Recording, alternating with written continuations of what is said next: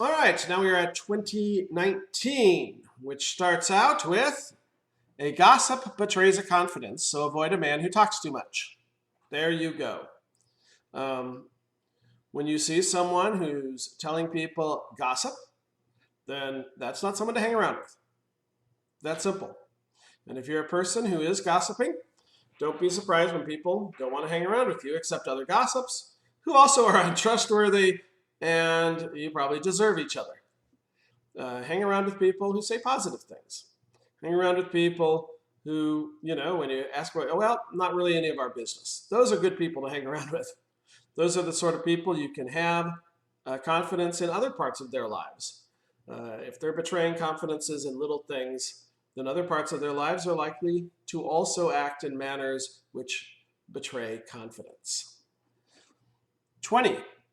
If a man curses his father or mother, his lamp will be snuffed out in pitch darkness. Snuffed out in pitch darkness is death. He won't die with friends and family. One of the regrettable things of COVID right now is how often we're not there with our relatives when they're suffering, they're lonely, and they're dying. And that's a terrible, terrible thing. If a man treats his parents with despite, then other people are going to treat him with despite. If he doesn't have the familial sense of being around his parents when they go off to see their Lord, of loving them until and up to that time when he can no longer be with them, then when he reaches that same state, it's likely his children, his family, his friends, if he has friends, are going to treat him the same way. He doesn't want to be around his parents. They don't want to be around him. And it's going to be a sad, dark, and lonely death. 21. An inheritance quickly gathered at the beginning will not be blessed at the end. It takes work, folks. When you see the story of the prodigal son, he takes his inheritance and he takes it when he shouldn't. And he goes off and he squanders it in reckless living. And there's kind of a principle here. If you don't do the foundational work to have wealth, your wealth dissipates and is gone. If you're one of those who does get rich quick schemes, then you get poor quickly as well. You can run through this idea. And if you look to Christ, talking about faith, the real wealth, he speaks of the seed in the parable of the sower that falls upon shallow soil, and it shoots down its roots and it grows really quickly, and then it withers and disappears because it doesn't have a foundation. It doesn't have roots deep into Christ, the foundation that lasts. And so faith, again, takes work. God adds it instantly, but then it grows through time, and it grows through effort. And that's what a faith lasts. Okay, moving on. 22. Do not say, I'll pay you back for this wrong. Wait for the Lord, and he will deliver you. Vengeance is mine, saith the Lord. So it is not our duty and our task to get recompense. That's in God's hands or in the authority God has given. We're not supposed to be vigilantes. Yes, government does this, but this isn't talking to government. This is talking to you as an individual, not you as a parent. In that case, you are given authority to do these sort of things. But you as an individual dealing with another individual, he has done you wrong. Christ has forgiven you. Christ can forgive him. And if he repents, Christ will forgive him. And so you don't seek vengeance. You leave that to God. And God always gets vengeance one way or another. Either the vengeance goes on his son, or it goes into the location where the person did the wrong to that person. So we leave that in God's hands, and that frees us up. We don't have to react when someone does something negative to us. They no longer control us by doing negative things to us. Now we can react with the best interest of others and ourselves, out of love of God, in all situations. He did wrong. I don't have to respond. Doesn't have to be an eye for an eye. Moving on. 23. The Lord detests differing weights, and dishonest scales do not please him.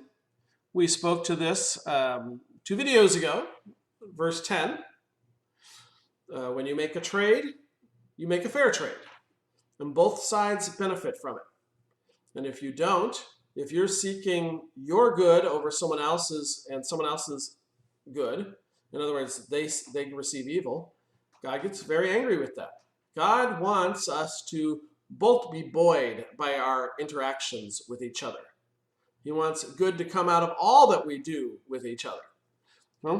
And differing weights, dishonesty, deceiving someone for your own gain, destroys that. You think it's going to make you go up, but it really makes both of you go down. 24. A man's steps are directed by the Lord. How then can anyone understand his own way? We saw this a couple chapters back in Proverbs here. Solomon is telling us that we're not in control of our future. A couple chapters back, I talked about lots and how you weren't getting control of that. God is in control. He's the authority. And when we think that we have too much control, we're making of ourselves a God, a false God, violating commandment number 1, because we just really don't have that kind of control. We are given a limited authority. It is a valuable and a wonderful authority, but it is limited. And so when Jesus gives the advice, don't worry about tomorrow, you have enough problems today, take that advice. Don't worry about COVID right now. You have enough problems dealing with what's right in front of you. Yes, you take normal, good precautions for a disease. We all do that. That's part of our day, what we do. But you don't worry, well, what if? There is no what if. There is only what God will direct things to be. And sometimes those things he directs will be trials and troubles. Again, this is not saying that you don't set aside money in your 401k. That is a reasonable, a good method. Solomon talks about saving up. But it does mean that you realize that when your 401k collapses, you had no control over that. You did what God gave you to do, use the authority to do your vocation in an intelligence guided by the knowledge of God and by his principles. And then you leave the consequences to God. And you did it in such a way that worry is not driving you into depression. It's not hurting and harming your body and hurting your neighbors by your emotional outbursts, etc. That's the way to live. God is in control, and things will eventually work out according to his design, and we will follow his guidance, and we'll use our intelligence guided by experience, guided by his guidance, in the best way we can, dealing with the moment and knowing that the future will be handled by God. We will close there.